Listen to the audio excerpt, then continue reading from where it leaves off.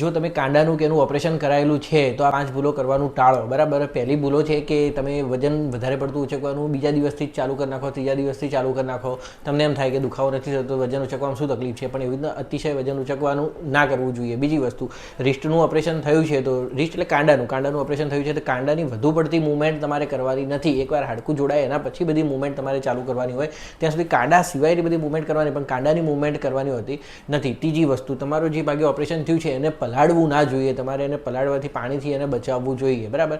ચોથી વસ્તુ છે કે તમે જો ફિઝિયોથેરાપી જે અવોઇડ કરો છો તો ફિઝિયોથેરાપીનો અવોઇડ ના કરવી જોઈએ. ગમે તે થઈ જાય પણ તમારે ફિઝિયોથેરાપીને અવોઇડ કરવાનું નથી, ફિઝિયોથેરાપી ચાલુ રાખવાની છે.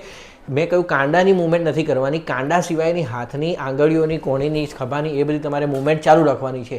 અને જો તમને વધારે પડતો કાંડામાં દુખાવો થાય કે સ્વેલિંગ થાય તો એને અવોઇડ ના કરશો. પાંચમી વસ્તુ આ છે. ઘણા લોકોને કેવું હોય કે આપણે આટલો તો સોજો આવે જ ને, ઓપરેશન થયું છે તો આટલો તો દુખાવો થાય જ ને, પણ એવું નથી. તમારે દુખાવો થાય, પેન થાય તો તમારા જે ઓપરેટિવ સર્જન હોય એમનો કોન્ટેક્ટ કરો, પણ એને અવોઇડ ના કરશો, નેગ્લેક્ટ ના કરશો, બરાબર. તો આ 5 વસ્તુઓ તમે સાચવશો તો તમને કોઈ નુકસાન નહીં થાય.